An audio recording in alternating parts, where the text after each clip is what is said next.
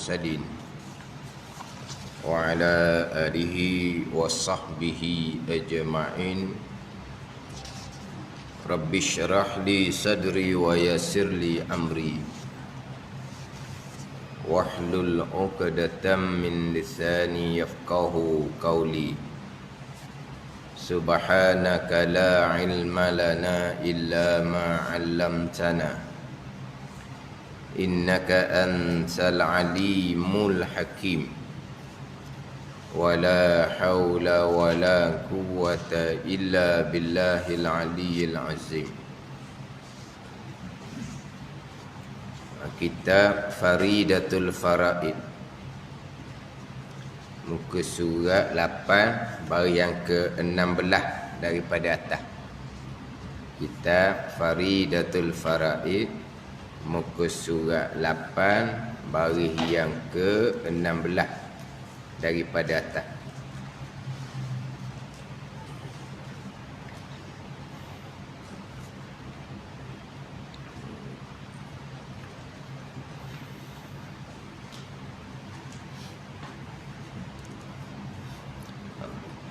Qala al-muallif rahimahullahu ta'ala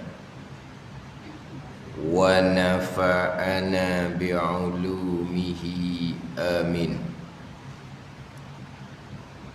Dan melengkapi mumkinun itu, dan melengkapi mumkinun itu. Melengkapi itu bahasa kita, mumkinun tu bahasa Arab. Mumkinun perkara yang harus ada, harus tiada, itu mumkinun. Mumkinun ni mastawa alaihi wujudu wa adam, perkara yang bersamaan antara ada dengan tiada, dengan bahawa ada pun boleh jadi, tiada pun boleh jadi. Jadi mungkin ini perkara yang harus ada, harus tiada, selain daripada perkara yang wajib ada, dan selain daripada perkara yang mustahil nak ada. Kan kita ni ada 3 perkara kan. Satunya perkara yang wajib ada, tidak terima tiada sama sekali. Yang kedua, perkara yang mustahil nak ada, tak terima sama sekali nak kata ada. Yang ketiga, perkara yang terima kedua-dua belah. Ada, akal boleh terima. Tak ada, tiada, akal boleh terima. Itu dia panggil perkara harus. Itulah dia mumkinun. Dan melengkapi mumkinun itu akan yang baik dan yang jahat.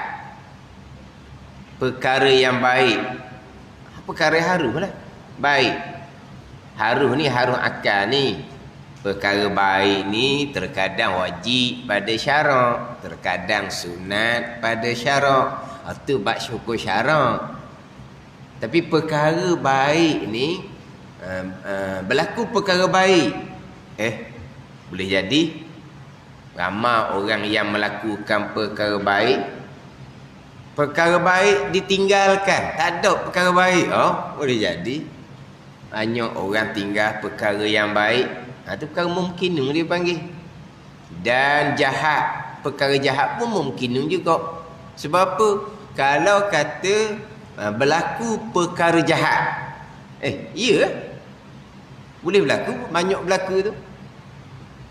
Perkara jahat tidak berlaku, boleh terima.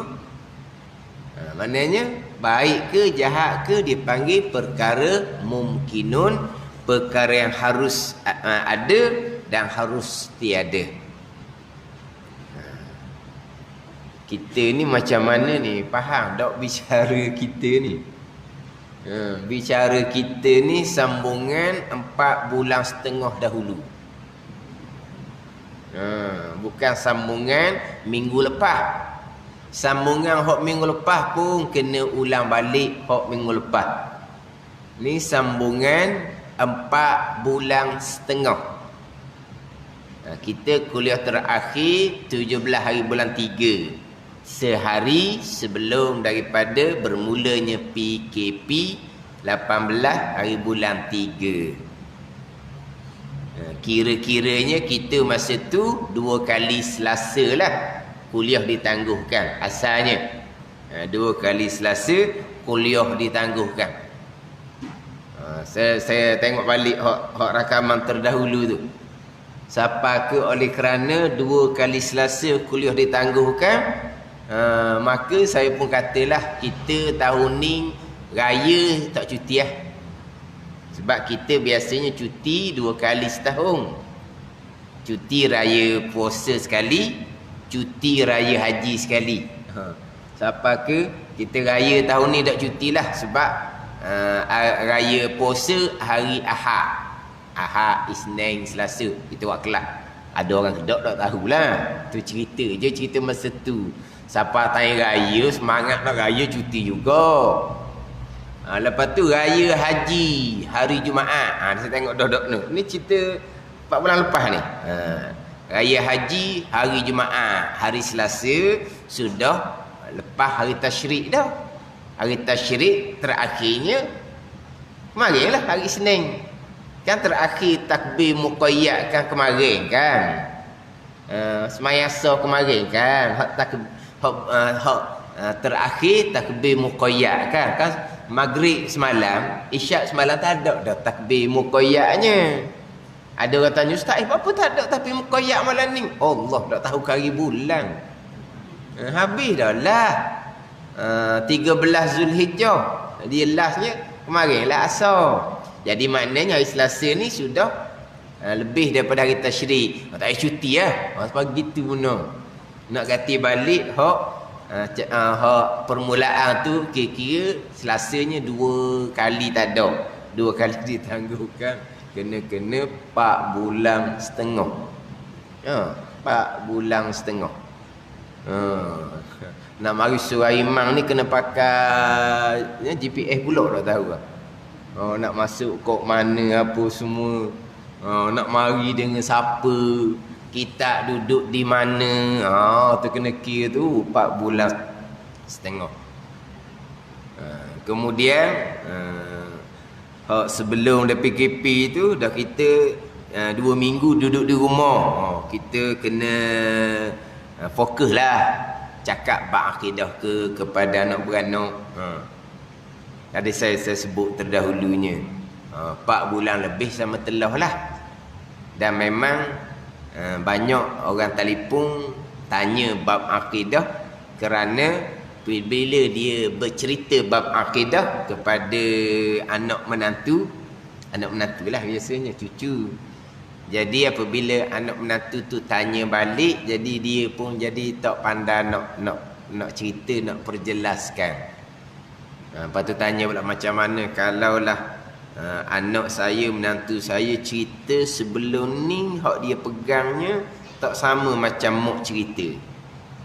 Biasa orang puan hak dia cerita benda gini ni tak sama. Macam mana sebelum ni?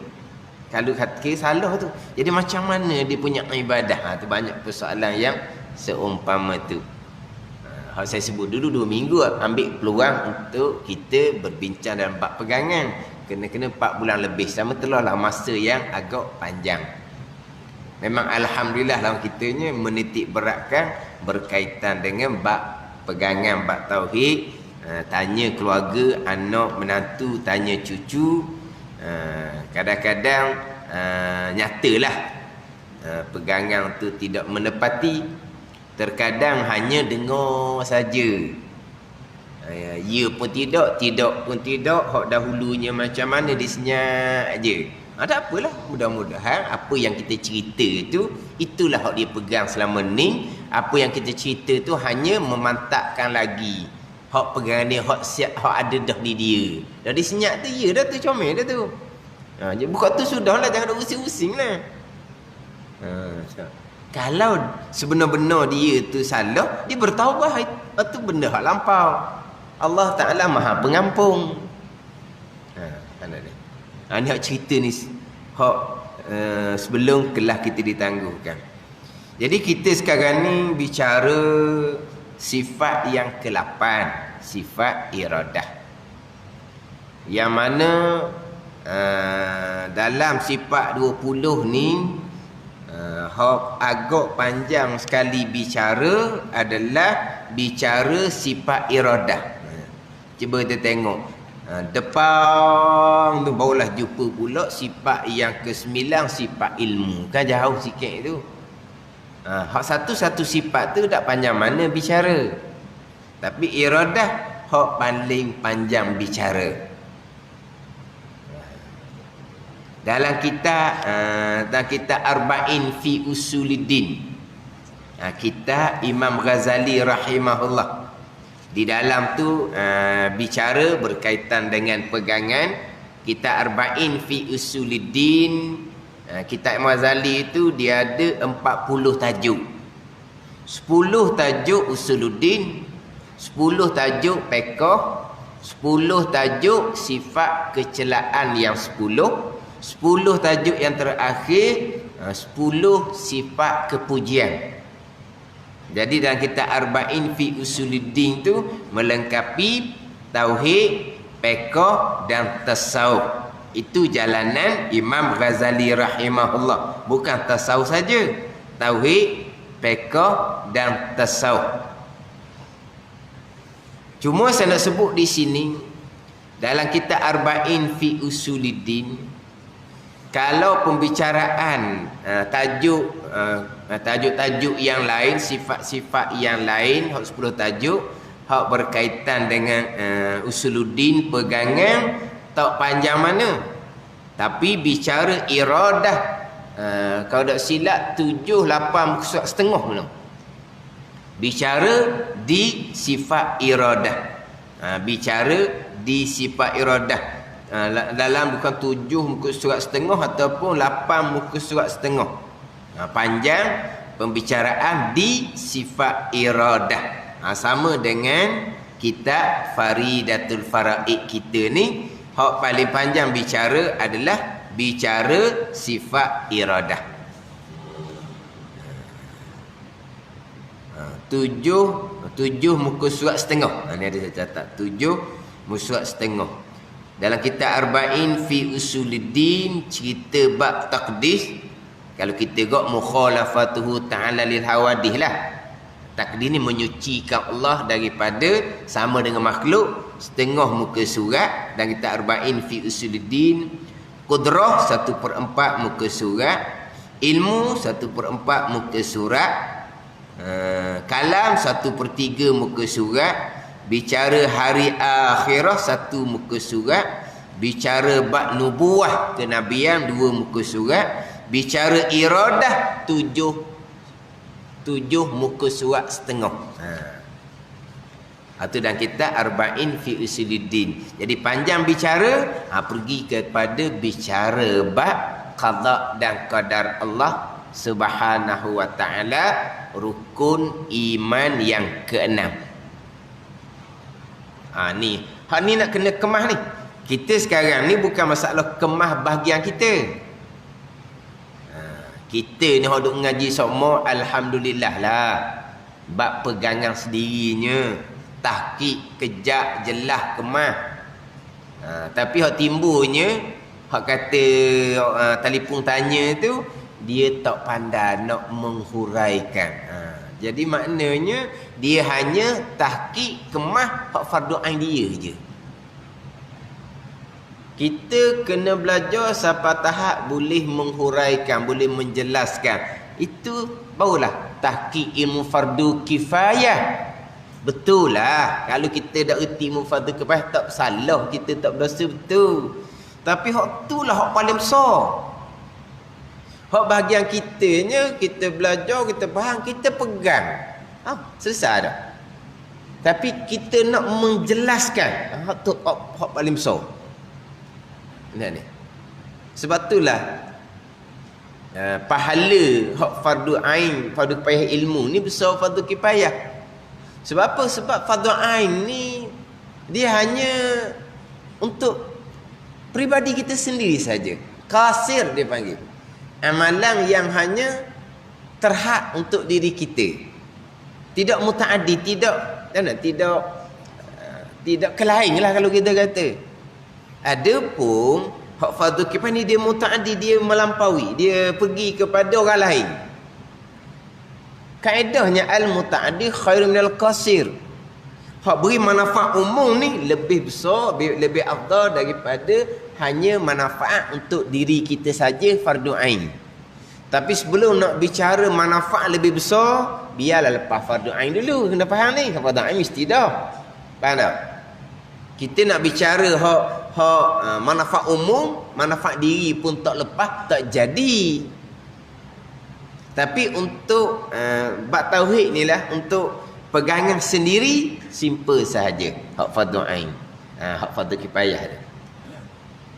Tiap-tiap satu akidah tu, selain daripada kita kita sertakan dengan dalil ayat Al-Quran, hadis Nabi sallallahu alaihi wasallam dalam bab qada dan qadar.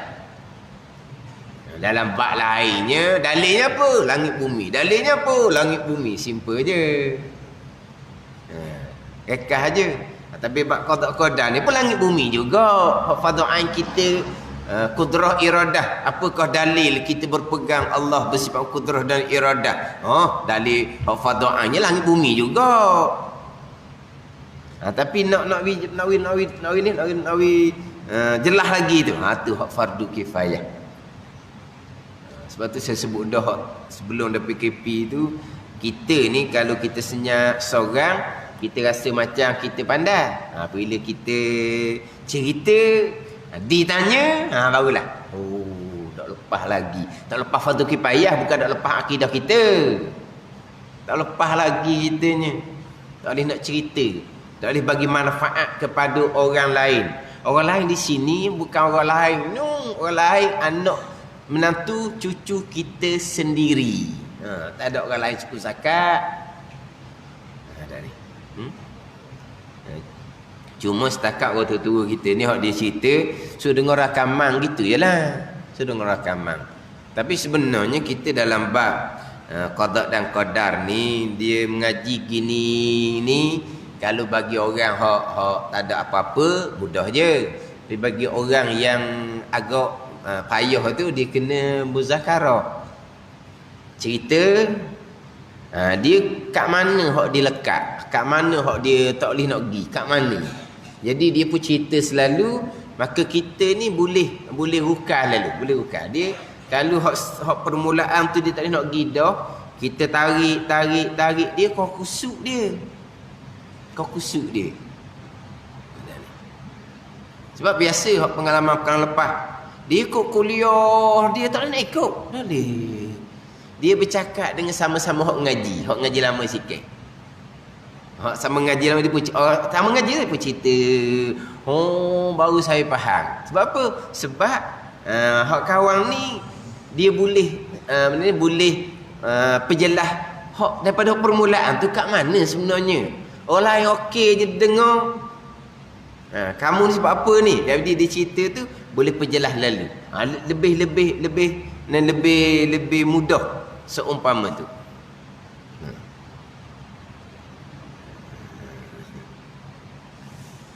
Warna kita PKP betulnya 2 bulan tau. Tak boleh pergi ke mana-mana sungguh 2 bulan. Tak pernah anak menantu cucu duduk atas rumah, tak pergi ke mana-mana 2 bulan. Sejarah yang tak terlintas di akal kita nak berlaku seumpama tu perkara tu. Sejarah tu. Dah lah kalau balik cuti 2-3 hari tembur dah. Kalau duduk lama mah orang tua. Ni duduk ni 2 bulan sampai masa orang tua pula sedihnya anak cucu nak balik dah. Orang tua pula susah. Dan rindu mak haji lah. Ayah haji relax je. Ayah haji relax pun dalam hati dia tu lah. Dah duduk dah nak pergi mana? Tak nak pergi mana? Tak nak pergi mana-mana. Tanah pun tak nak main. Tanah pun tak turun. Dah. Tapi dalam tempoh tu, dalam tempoh tu kita guna dok peluang. Peluang. Ada cerita bab pegangan. Tapi banyak perkara lah. Ada hok tanya bab pekoh. Tanya bab pekoh. Kalau perempuan anak perempuan dia sendiri, menantu perempuan dia, cucu perempuan dia, dia cerita bab haid nifas tak erti. Orang tua ni lah yang kena ceritanya. Orang tua yang kena cerita. Orang tua hok cerita ni pun, dia pun reti lepas haid nifas dia tak ada dah. Dia pun dia banyak tinggal semayang tu masa dia sebelum tu. Jadi sekarang ni anak dia pun sama, menantu dia sama, cucu dia sama. Tak semayang, haid kering dah, dak semayang. Cerita bab nifas pula, nak beranak dak semayang. Sehari 2 hari dak semayang, beranaknya belum. Ni. Jadi orang tua ni duduk cerita ni sebab pengalaman apa? Pengalaman hitam bukan apa? Dak semayang bagi pengalaman apa? Ni kalau dulu-dulu kita derhaka, dia panggil apa? Pengalaman hitam. Pengalaman zaman jahiliah. Dah ada ni kita kan dulu-dulu kita lara tinggal semayang. Pengalaman pada zaman jahiliah. Maknanya dia sendiri yang melalui hak tok semayang. Hei kerindah dak semayang satu waktu, 2 waktu, 1 hari. Oh tu gelak gambar belaka tu tinggal semayang. Tapi apabila belajar bertaubah, kemudian qada balik semayang, dia pun tak boleh jadilah benda perkara yang sama kepada anak cucu dia.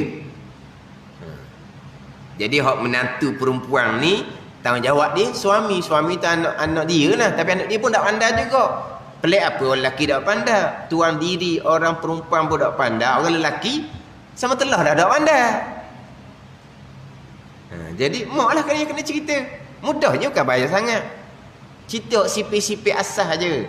Adapun kalau perempuan ni haid dia pelik, mari tak ikut jadual tu kena cara lain lah tu. Tu kena ngaji suku lah tu. Mana ni? Pelik dah lalu ni. Mari lama. Jadi mari ikut dam apa dah? Tu kena ngaji suku. Setakat sipit hak asas-asas tu. Tak lepas waktunya. Tapi biasanya kalau orang cerita ni, kalau cerita bab tu dia mudah, cerita bab akidah tu dia payah. Cerita bab tu mudah. Tapi maknanya, sedih lah dia kata. Dak semayang siapa. Tu cerita bab pekoh, cerita bab tasawuf pula, nak taubah macam mana, nak qada semayang macam mana, sebab tak gimana dah ni, duduk rumah je. Nak qada semayang macam mana tu cerita bab taubah pula. Tapi hak banyaknya bab akidah. Bab akidah ni contoh kita dah bicara sekarang ni perkara jahat. Ni paling banyak. Hak paling banyak timbulnya adalah perkara jahat dan juga ikhtiar dan usaha. Tapi maknanya tak boleh nak cerita tu, jadi tak boleh nak cerita, tak boleh nak menghuraikan. Kena ngaji molek. Bukan ngaji hak kita ni. Hak kita insya-Allah lah. Mana kita mengaji lama dah. Kalau kita orang tua-tua ni kan, orang teman-teman dulu kan dia dengar juga. Orang zaman dulu ni ilmu dia berkat, ngaji sikit pun berenah. Kita orang sekarang ni ngajinya banyak, dengar sokmo, duk majlis surah sokmo, akidah tak lulu. Orang dulu kadang-kadang tengok biasa je, mengaji pun tak banyak mana, tapi akidah beres. Tengok gitu je lah. Ada ni. Jadi kita kena ambil faham molek. Ni hak bicara kita iradah sekarang ni. Hak bicara bab qada dan qadar Allah Subhanahu wa taala, rukun iman yang keenam. Sebab itulah kita rukun iman yang pertama, kedua, ketiga, yang terakhirnya beriman dengan hari akhirat. Yang mana yang kelima hari akhirat, yang keenam qada dan qadar. Dalam kitab Faridatul Faraid kita ni lengkap bicara enam rukun iman. Lengkap bicara enam rukun iman, tetapi diakhiri kitab Faridatul Faraid dengan syurga dan neraka. Itu rukun iman yang kelima. Tapi itu yang terakhir. Qada qadar duduk mana yang keenam rukun iman tu? Duduk di tengah ni lah. Duduk di kudrah, iradah, ilmu. Duduk sini. Jadi bererti rukun iman yang keenam tu sebenar-benarnya sudah masuk di rukun iman yang pertama. Beriman dengan Allah Subhanahu wa taala. Beriman dengan Allah Subhanahu wa taala. Contoh dalam kitab Dalilul Falihin, syarah pada Riyadhus Salihin, beriman dengan Allah, Allah Subhanahu wa taala, dengan bahawasanya Allah Taala ni wahidun fi zatihi wa sifatihi wa af'alihi. Dimula situ tu. Dia kitab Riyadhus Salihin, kitab hadis Imam Nawawi, tajuk Babul Muraqabah, didatangkan hadis Jibril. Hadis Jibril tanya Nabi, cerita akan daku apa dia Islam, apa dia iman, apa dia ihsan. Apabila tanya bab iman, Nabi pun jawablah enam rukun iman dalam hadis itu. Kemudian di huraian hadis itu, antu mina billah, Nabi kata bahawa engkau beriman dengan Allah. Huraiannya apa tu? Huraian syarah dia. Bi annahu ta'ala wahidun fi zatihi wa sifatihi wa af'alihi. Lepas tu panjang lagi ke depan. Tapi dimulai dengan keesaan Allah pada zat, keesaan Allah pada sifat, keesaan Allah pada perbuatan ini. Okey, makin kenal lah. Keesaan Allah pada perbuatan. Semua yang berlaku ni perbuatan Allah Subhanahu wa taala. Allah perbuat rambang gitu tak. Allah perbuat muwafaqah dengan iradah, kehendak Allah pada sedia kala. Ni qada dan qadar. Mana tu? Di rukun iman yang pertama, beriman dengan Allah Subhanahu wa taala. Tapi dak Nabi letak qada qadar ni rukun asing, rukun yang keenam. Sebab apa? Hak ni kena fokus suku ni bab qada qadar ni. Walaupun qada qadar ni masuk di sifat Allah. Kita dak mengaji wujud, qidah. Jadi kita hak bicara iradah ni, bicara qada qadar ni hak rukun iman yang keenam. Di dalam kitab kita ni lepas bicara sifat Allah, dia akan bicara sifat Rasul. Lepas bicara sifat Allah, sifat Rasul. Jadi kalau kira Rasul tu rukun iman yang keempat. Rukun iman yang kedua malaikat. Rukun iman yang ketiga kitab. Rasul rukun iman yang keempat. Tapi asas pada rukun iman beriman dengan Allah dan Rasul, itu asas dia. Sebab permulaan agama dalam kitab Faridatul Faraid kita ni mengenal akan Allah dan mengenal yang bawa kita pada mengenal Allah. Siapa yang bawa kita pada mengenal Allah? Rasul. Jadi kita mengenal Allah dan mengenal Rasul. Itu permulaan agama. Beriman dengan Allah, beriman dengan Rasul. Sebab itulah lepas datangkan sifat Allah disusuli dengan sifat Rasul. Tapi beriman dengan Rasul rukun iman yang keempat. Nabi susung tu mengikut sebagaimana agama disampaikan kepada ummah. Agama daripada Allah. Yang menurunkan wahyu malaikah. Malaikah bawa kitab kepada Rasul. Itu susunan tu, empat rukun tu. Tapi sebenarnya asas rukun iman beriman dengan Allah dan beriman dengan Rasul. Yang mari daripada zahirnya dua kalimah syahadah asas kepada Islam. Asas pada Islam dua kalimah syahadah, penyaksian Allah Tuhan, Nabi Muhammad Rasul. Itu hak zahir. Daripada hak penyaksian zahir Allah tu Tuhan, pergi kepada mengenal Allah, beriman dengan Allah. Kemudian syahadah yang kedua, Nabi Muhammad tu Rasul. Pergi kepada beriman, mengenal dan beriman dengan Rasul pula. Itu asas dia. Sebagaimana kitab Faridatul Faraid ni, sifat Allah, sifat Rasul, disusuli dengan cerita malaikah, disusuli cerita bab kitab.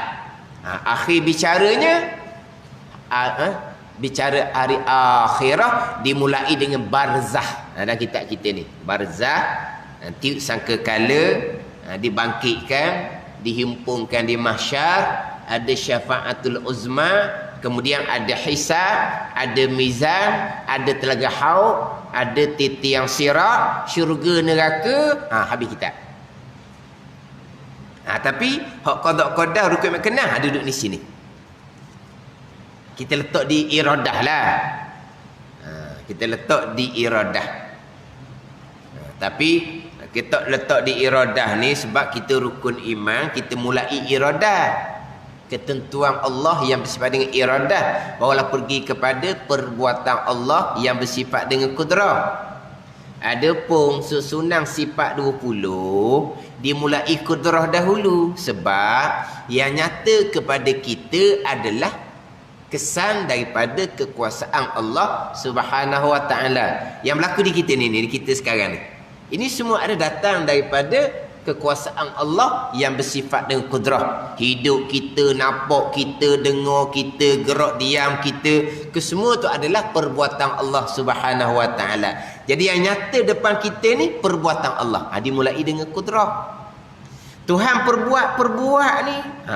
Perbuat gitu. Tak, sebagaimana hak ketentuan azali, iradah. Barulah sifat yang ke-8 iradah. Allah yang bersifat iradah menentu dak, muwafaqah dengan ilmu. Jadi sifat yang ke-9 ilmu. Ada kitab pembicaraan sifat 20. Tapi pembicaraan sifat 20 ni sebelum masuk kudrah, wahdaniyah terlebih dahulu. Kalau kita ngaji kaedah sifat 20, insya-Allah bab qada beres. Kaedahnya sifat 20. Orang yang mempermain-mainkan kaedah sifat 20, siapa masa bicara qada dan qadar, hak saya jumpa-jumpa dah lah, tak lepas.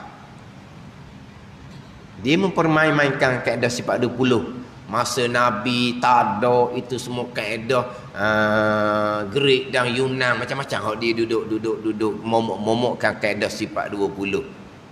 Sampai masa orang seumpama ni bicara bab qada dan qadar, jelas nyata terpesong daripada akidah Ahlussunnah wal Jamaah ni. Kita boleh tengok dalam rakaman.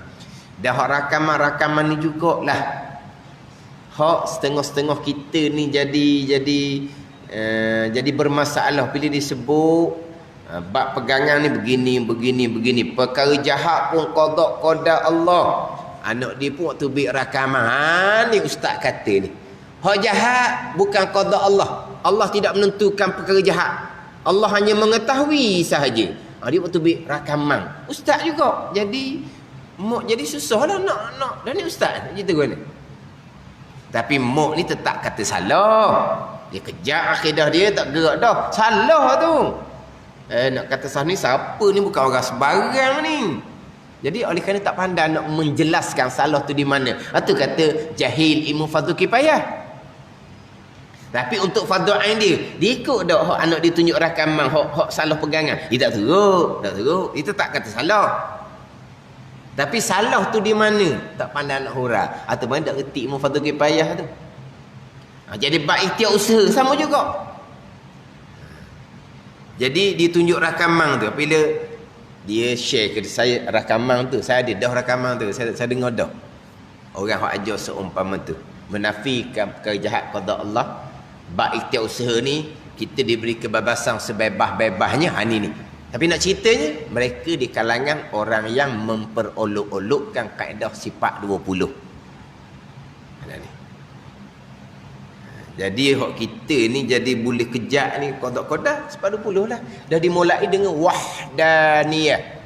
Keesaan pada zat, pecah dua makna. Keesaan pada sifat, pecah dua makna. Yang ketiganya, keesaan pada perbuatan, pecah dua makna.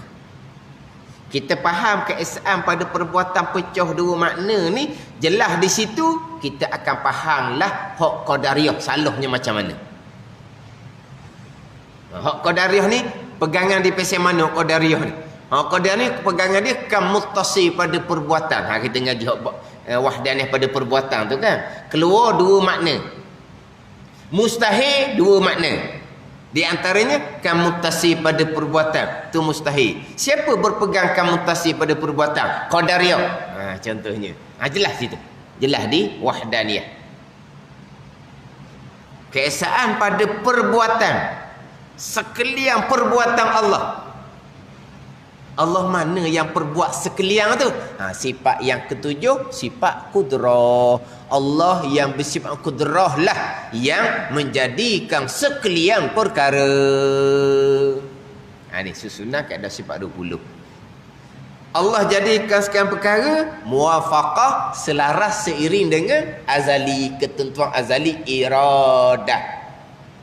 Takluk iradah terdahulu tanzil qadim kan? Kan 4 bulan dah kita cuti kan? Dok murajaah.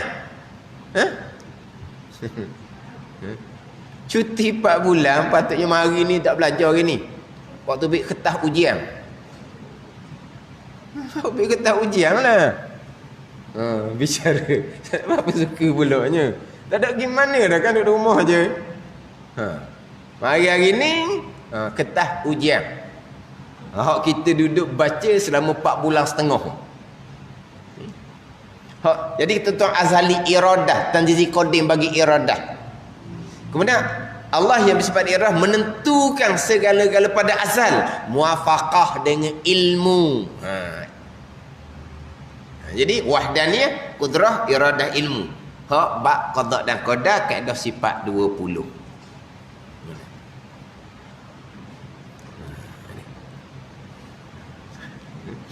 Jadi hak iradah, Allah Subhanahu wa taala yang bersifat iradah menentukan akan perkara mumkinun.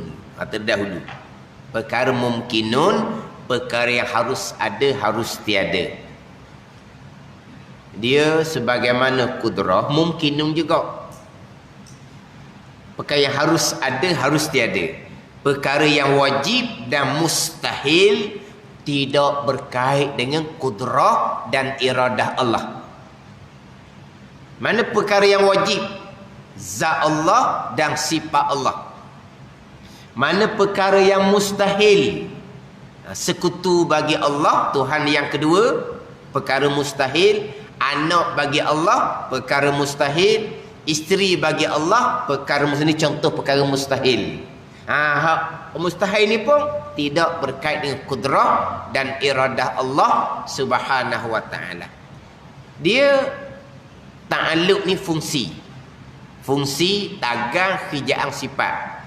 Jadi Allah yang bersifat dengan kudrah, fungsinya mengada meniada.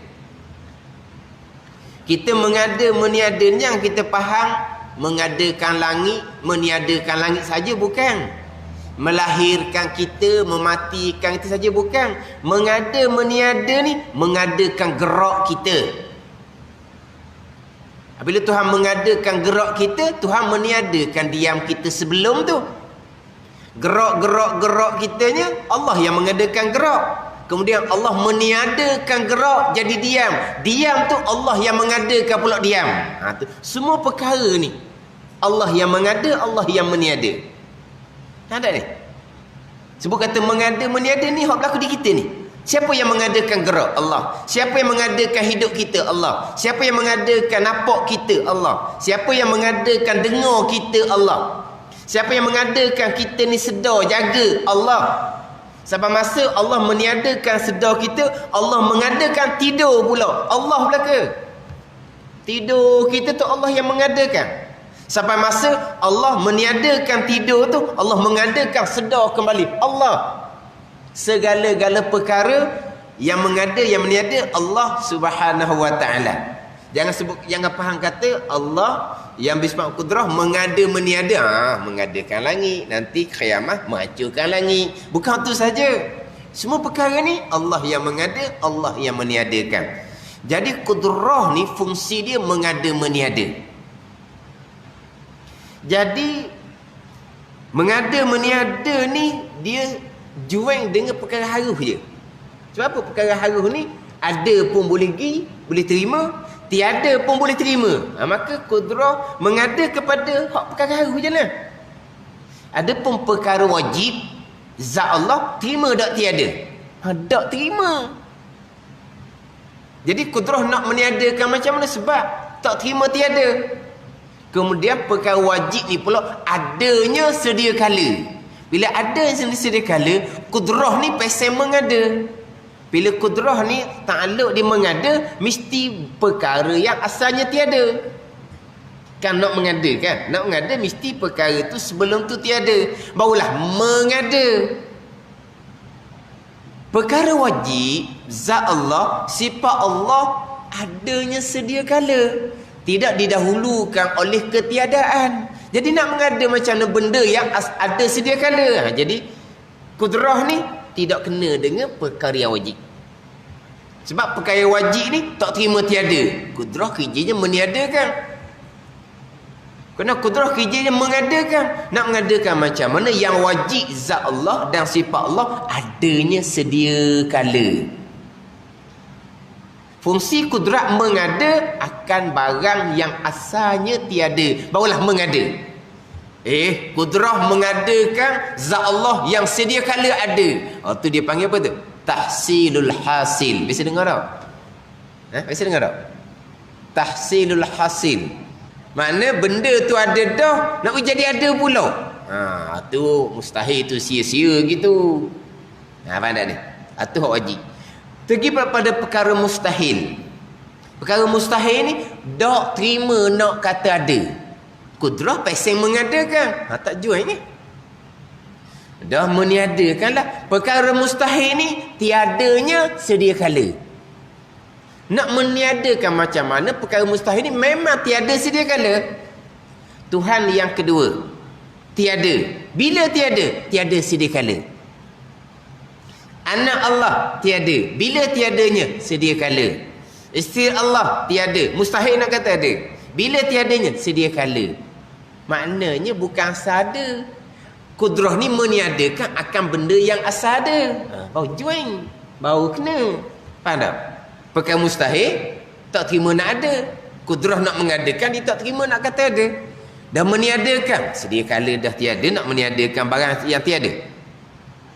Allah yang bersifat kudrah meniadakan Tuhan yang kedua yang memang siap-siap dah tiada pada sedia kala. Kena? Dia panggil tahsilul hasil juga. Tu sia-sia tu mustahil gitu. Jadi kudrah tidak berkait dengan perkara yang wajib dan mustahil. Kudrah tidak berkait dengan perkara wajib mustahil, samalah juga dengan iradah. Lepas tu kudrah dan iradahnya kepada perkara yang harus ada, harus tiada. Ni hak berlaku di kita ni. Itu je lah. Ada. Perkara-perkara ni pun nak kena perici juga. Nak kena perici juga. Sebab kadang-kadang pertanyaan macam kisah Nabi Idris alaihissalam dengan iblis ni saya sebut dah sebelum PKP, ataupun terkadang pertanyaan tu pertanyaan yang jujur, pertanyaan yang betul-betul nak tahu. Adapun pertanyaan iblis laknatullah dengan Nabi Idris alaihissalam, iblis kalau ditanya takkan tanya benda tujuan baik.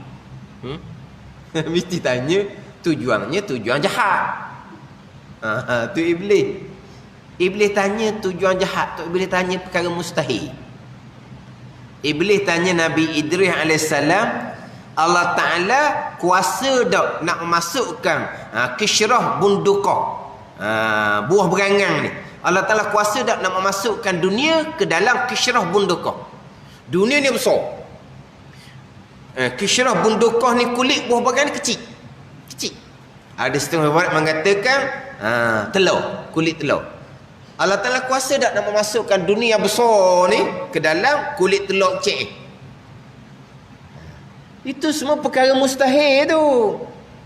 Bukan perkara haru. Dia tanya, maknanya Tuhan kuasa dah nak buat perkara yang mustahil. Tapi oleh kerana iblis ni tanya, tujuannya tujuan nak menyesatkan, Nabi Idris alaihissalam pun jawab, Allah Ta'ala kuasa, innal maula qadirun an yudkhilal dunya fi samil khiyat. Sesungguhnya Allah Ta'ala Tuhan kuasa memasukkan dunia yang besar ke dalam lubang jarum yang halus. Nabi Idris alaihissalam pun cocok mata iblis laknatullah. Sebab kerja Nabi Idris alaihissalam adalah menjahit. Bukan kata dalam kulit buah berangan, kishrah bundukah, dalam lubang jarum dia tak ada kuasa. Tapi kenapa jadi soalan tu? Mudah je, simple je soalan kan. Dunia boleh tak Allah Ta'ala kuasa tak nak masukkan dunia dalam kulit buah berangan? Tak tu, sebab itu perkara mustahil. Mustahil macam mana tu Nabi dia jawab, bukan kulit buah berangan. Lubang jauh yang halus pun Allah Ta'ala kuasa. Tu kena hurailah pula. Jawab kepada iblis ni jawab yang lebih tajam lagi lah. Walaupun sebenarnya mustahil. Mustahil yang mana? Dunia rupa asal tidak dikecilkan. Buah berangan rupa asal tidak dibesarkan. Lubang jarum yang halus rupa asal tidak dibesarkan. Memang mustahil. Adapun dunia dikecilkan, kemudian Allah Ta'ala memasuk ke dalam kulit buah berangan, itu harus pada akal. Ni dah ni hak rupa asal. Mustahil. Tapi Nabi Idris jawab siapa ke? Lubang jarum pun mendengar bahawa sama ada Allah mengkecilkan dunia, Allah masukkan ke dalam lubang jarum yang halus, ataupun Allah membesarkan lubang jarum tadi, jadi dunia tu masuk dalam lubang jarum yang halus. Itu kekuasaan Allah, perkara yang harus. Adapun rupa asal dunia dengan kulit berbangang yang kecil rupa asal, lubang jauh yang halus rupa asal, perkara itu perkara mustahil, tidak berkait dengan kekuasaan Allah. Jadi sini kau nak jawab, serumlah nak jawab Tuhan kuasa, mustahil ni. Nak jawab Tuhan lemah, tak boleh jawab Tuhan lemah. Faham? Ini hak soalan hak iblis. Dia biasa orang soal, tapi orang ni bukan pasal iblis lah. Orang ni mungkin dia tanya betul benar. Mungkin dia tanya betul benar. Allah Ta'ala kuasa segala-galanya. Itu timbul soalan. Allah Ta'ala kuasa segala-galanya. Allah Ta'ala kuasa tak nak buat Tuhan yang kedua. Allah Ta'ala kuasa segala-galanya.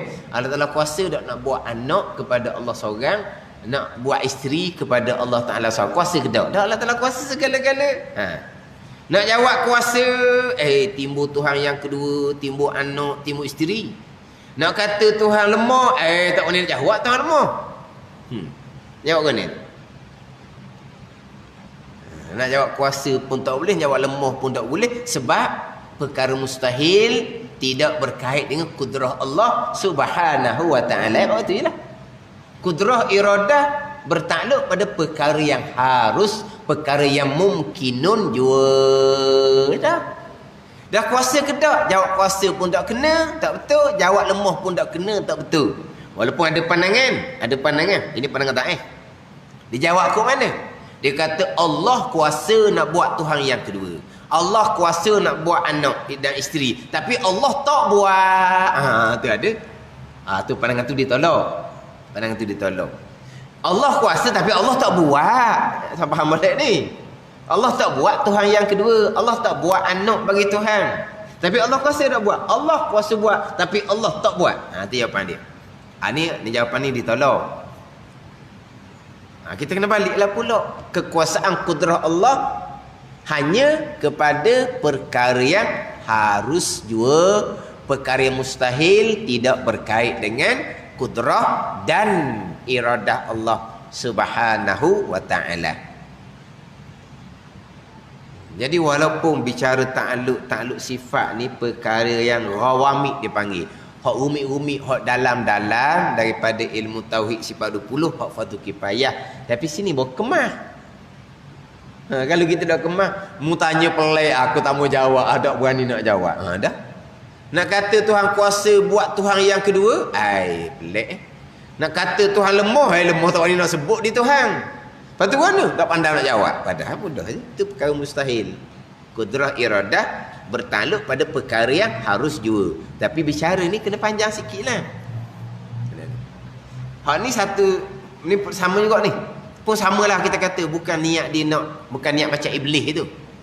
Mungkin dia pun bahali, dia mungkinlah cetusan tu mari daripada luar juga, terlitak.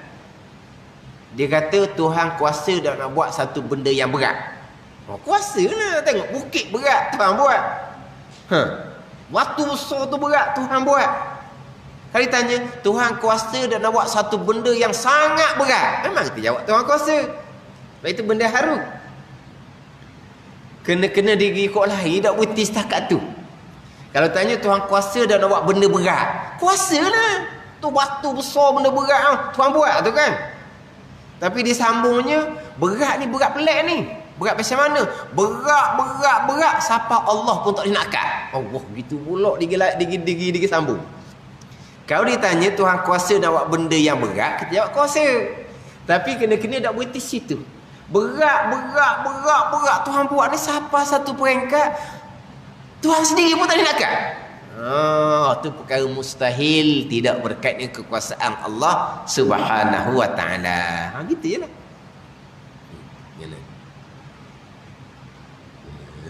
Ini dibagi macam-macam. Dia mari hok bukan tujuan tak baik. Mungkin ditanya tu nak buang kekeliruan dalam polotok dia lah. Dah kita sebut Tuhan kuasa segala-galanya. Wa huwa ala kulli syai'in qadir. Allah Taala atas tiap-tiap satu amat kuasa. Tuhan kuasa pada semua perkara. Tuhan kuasa atas tiap-tiap perkara. Sekalian perkara Tuhan kuasa. Tuhan mengetahui pun sama juga. Tiap-tiap perkara Tuhan tahu. Tapi sekalian perkara Tuhan kuasa tu sekarang perkara yang harus, bukan macam ilmu mengetahui sekian perkara yang wajib Tuhan tahu, yang mustahil Tuhan tahu, yang harus Tuhan tahu. Itu baru sekalian sungguh. Kalau ilmu memang sekalian sungguh.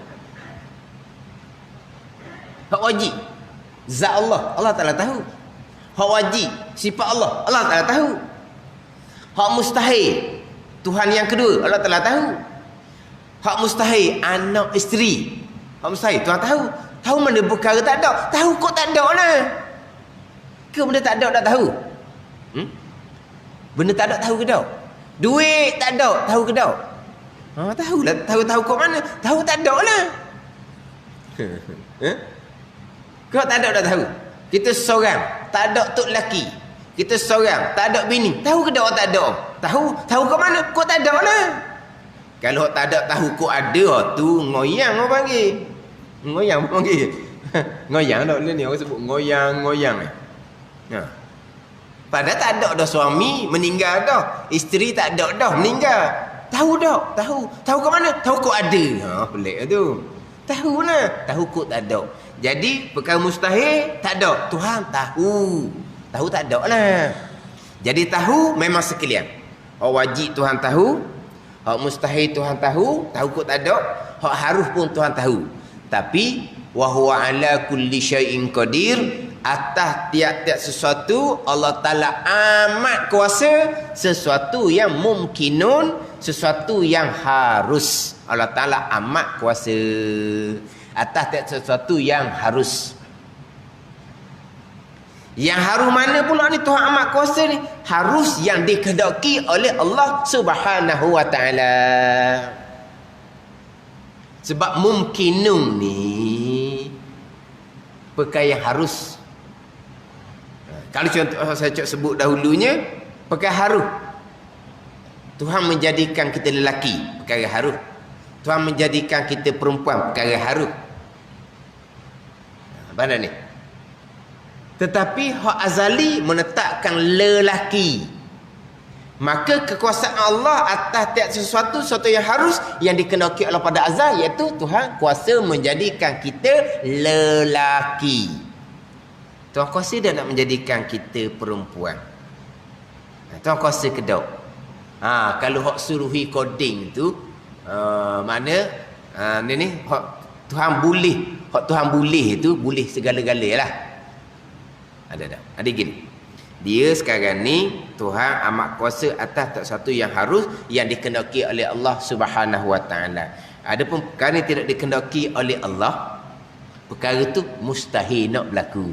Maka perkara mustahil tak berkait dengan kuasa Allah. Sekarang ni Tuhan menghendaki kita pada azal lelaki. Jadi Tuhan amat kuasa pada menjadikan kita lelaki selaras dengan apa yang Tuhan kehendak pada azal. Tuhan kuasa nak menjadikan kita perempuan. menjadikan kita perempuan yang azalinya menentukan kita lelaki itu perkara mustahil. Kan mustahil tidak berkait dengan kekuasaan Allah Subhanahu wa taala. Ada ni. Sekarang wa huwa ala kulli syai'in qadir ni syai' yang ditentukan pada azal. Ada ni. Kalau yang tidak ditentukan pada azal, perkara tu mustahil nak berlaku. Perkara yang mustahil tidak berkait dengan kekuasaan Allah Subhanahu wa taala. Sebab kalau azali menentukan lelaki, sebab masa Tuhan buat tu perempuan, oh penuhlah sifat kesempurnaan bagi Allah Subhanahu wa taala. Jadi Tuhan amat kuasa atas perkara yang harus yang ditentukan oleh Allah Subhanahu wa taala pada azal. Jadi iradah sama dengan kudrah bertakluk kepada perkara yang mungkinun, perkara yang harus. Perkara mungkinun tu yang berlaku di dunia, yang berlaku di akhirat, kesemuanya datang daripada kudrah dan iradah Allah Subhanahu wa taala. Sekalian qada qadar. Bukan atas dunia ni qada qadar, sekalian di akhirah pun qada qadar Allah Subhanahu wa taala. Allah ni Rabbil Alamin, Allah Tuhan bagi alam. Alam ni merangkumi dunia dan merangkumi akhirah. Allah Taala Rabb, Allah Taala Tuhan yang mengatur, yang menentukan, yang menyusun, yang menjadikan. Alam ni bukan dunia. Alam ni tiap-tiap benda yang ada selain daripada Allah.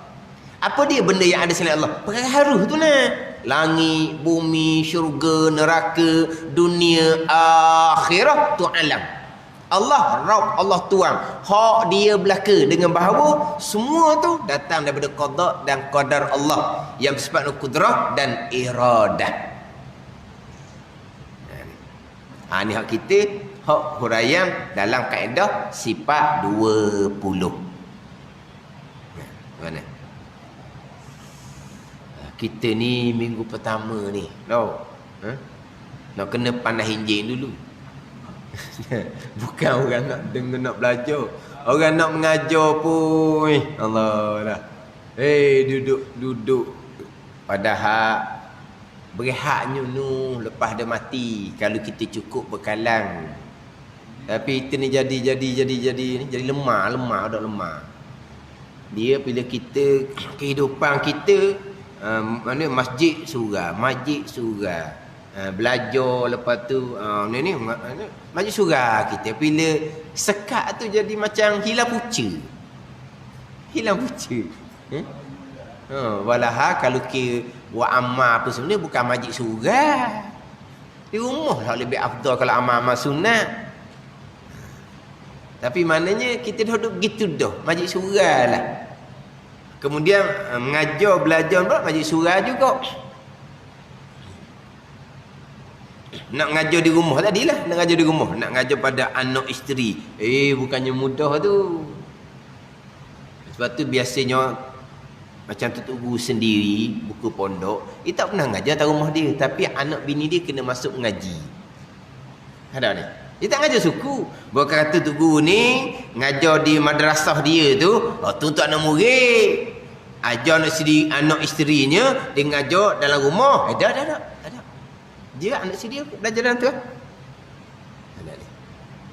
Maknanya anak pun nak masuk belajar, mana mama pun dipanggil mama lah. Mama mok lah. Sebab isteri tu guru terpanggil mama mok. Jadi dengan mama pun masuk ngaji lah, dengar lah. Dia biasa timbulnya anak lah. Timbul kot anak. Dia pergi takut lain. Jadi kita ni nak pegang dia tak boleh lah, sebab dia lesen besar. Kalau pelajar pondok lain tanya tu ngajar, pergi ke lain ambil tindakan lah. Tapi kalau anak tu ambil tindakan ke mana? Sebab salah. Kalau tak royak, tu marah pula. Kenapa kamu tidak maklumkan? Dia tu pun tak tahu juga. Mungkin tu ngajar, apa mana dia tak tahu. Jadi sebab salah jadi. Tu lah. Mana ceritanya Tok Guru sendiri pun dia mengajar dalam masjid, dalam madrasah. Tapi apabila kita nak buat kelas di rumah tu tak apa jadi. Mana kalau setakat muzakarah boleh lah muzakarah. Ke ada baca kitab? Baca kitab Faridah di rumah 4 bulan. 4 bulan kalau hari-hari habis tu. Faridah nipis je. Muniatul musalli nipis kau. 4 bulan boleh habis tau. Kan ada sekolah belaka kan? Tubik pergi beli pun seorang je, bukan boleh tubik 2 orang. 2 orang tu kau panjang laki bicaranya kau dah takat dia orang. Mana dia yalah. Jadi tepatnya kita di Masjid Surah. Jadi kalau tak boleh main Masjid Surah ni, jadi kita pun jadi macam tak tahu nak buat apa. Sebab benda yang tak tergambar. Tak tergambar, Tuhan uji kita seumpama tu. Kita ni alhamdulillah dah ni. Boleh kita main Masjid Surah, kajian buka dah kita ni. Kalau tempat-tempat lain, oh lah. Tengok dalam internet tu kan. Contohnya Arab Saudi. Oh, kes dia macam mana? Harian dia macam mana? Harian dia 1,000, 2,000 sehari-sehari. Kita 4 bulan capur 9,000 learning. 9,000 lah 4 bulan 9,000 tu. Arab Saudi 1,500, 2,000 sehari-sehari. Ada ni. Fauji. Indonesia kita juga. Indonesia 1,000, 2,000 sehari-sehari. Arab Saudi kita juga dulu sampai ke 4,000 sehari Arab Saudi. Turun 3,000, turun 2,000, sekarang ni 1,000. 1,500 satu hari. Mana? Fauji tu. Negara umat Islam di Pakistan, di Bangladesh, berat-berat belaka. Turki, Mesir, Iran pun semua tu. Tapi ada setengah tu turun. Tapi kita ni alhamdulillah. Tapi kita kena jaga-jagalah. Kita ni pun alhamdulillah ni. Pakar pelitup muka belaka kita ni. Saya pun ada juga ni, tapi tak boleh nak pakar lah. Ngajar nak pakar warna. Keluar masuk tu pakar lah. Jadi kita kena pakar lah. Sebab apa? Sebab yalah, sebab kita ni terakhir ni baru boleh buat kuliah. Baru boleh. Orang lain tu lama dah boleh. Sekarang baru kita boleh. Kita jagalah. Kita jaga SOP dia.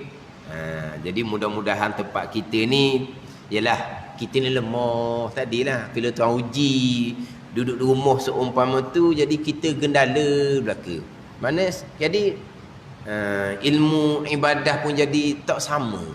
Sepatutnya kita lepas Tuhan uji kita seumpama tu lagi kuat kita. Tapi nak cerita lemahnya kitanya. Lemah. Jadi bab ilmu pun jadi lemah, bab amal pun jadi lemah. Nak mula mengajar, nak mula belajar. Cuma bagi setengah-setengah orang yang dia ada isu kesihatan, dia di rumah dia tu boleh mengikuti live FB, dia ikuti live FB. Pada ni dia tetap belajar. Tapi dia adalah masalah dia sendiri. Pada ni kita kena faham, ni bukan takut ke makhluk. Bab takut tu, itu bab naluri, itu tak ada salah. Macam takut Nabi Yaqub betul lah. Wa inni akhafu ayya. Pernah ayat tu. Ayat kulahu zibu tu. Bahawa aku takut, kata Nabi Yaqub, bahawa makan akan Yusuf AS oleh serigala. Kan anak-anak dia minta nak bawa Nabi Yusuf AS tu kan. Jadi Nabi Yaqub kata aku takut Nabi Yusuf ni dimakan oleh serigala. Takut apa serigala makhluk tak boleh bekas. Tu dah salah tu. Pegangan kita tak ada segala-gala. Ni yang makhluk tak boleh bekas sama sekali. Jadi kita takut ni tak ada salah. Tambah pula kita ada masalah kesihatan, tak takut. Macam mana kalau diri kita sembuh pun masa sakit tak ada orang boleh mari dekat. Kalau pula kena pada anak-anak, mak ayah tak boleh mari dekat. Dia tak sama dengan penyakit lain. Kan baca dalam berita-berita tu kan. Kalau budak umur, walaupun di Malaysia kita budak ramai budak, dalam berapa belas peratus budak kena. Belas peratus budak kena keseluruhan tu. Tapi seorang pun tak matilah budak ni. Tapi budak ni tak ada mak. Tak ada mak, mak tak boleh mari dekat. Budak tu menangis macam mana pun, kalau tanya hak kesihatan, pujuk lah. Kalau pujuk tak jalan, biar nak orang ni. Nangis tak mati dia awak. Dah nak panggil mak tak boleh. Lepas tu kita takut. Lepas tu kita jaga-jaga. Ada ni. Jadi perkara ni perkara pula yang mudah merebak. Kita jagalah bahagian kita ikut peraturan molek. Tapi kita orang majlis surah ni lepas-lepas dah alhamdulillah memang betul-betul berdisiplin. Berdisiplin. Ada juga hot pakar tu kadang-kadang dia ada juga kelonggaran. Orang yang ada masalah pernafasan dia memang dikecualikan daripada pakar pelitup muka ni. Dia adalah orang yang dia ada masalah. Dia memang kalau pakai mah tu dia akan jadi alah. Kita ni pakai mah ni pun kita biasa ni pun berasa rimah dah. Macam mana orang hok kerja jurawat hok pakar daripada kepala sampai ke bawah. Mana kamu? Kita pakai ni rimah dah. Dia pakar daripada kepala ni panggil apa? PPE apa dia panggil? Ni, kepala pakai bawah. Dia kata dalang tu maknanya peluh. Apa ni? Peluh kejap. Peluh kejap dalang tu. Bayangkan? Tu kan dia. Tapi takut warna kita sebab dia mudarat satu hal dia membabitkan orang ramah. Jadi kalau kita rasa takut itu naluri manusia. Cuma kita jangan takut yang berlebihan, itu membabitkan mental pula. Dah takut. Dulu takut belaka dulu. Dah cerita daripada orang setuh. Nak beli gapo-gapo pun takut. Takut orang setuh. nak buka ni. Nak buka pintu pun buka dengan belakang tangan. Tak apa tu. Nak pegang minyak ni. Tapi digalakkan kita pakai lalu tu sanitizer tu pakai lalu mungkinlah. Tapi untuk kita jagalah. Cuma janganlah takut tu takut yang berlebihan. Kita orang beriman ni kena banyak berserah kepada Allah. Tapi kalau kata takut tu tak ada kesalahannya. Pegang kita tetap dah makhluk tapi bekas sama sekali. Jadi insya-Allah kita sambung baliklah berkaitan dengan mungkinun ni melengkapi yang baik dan yang jahat. Kita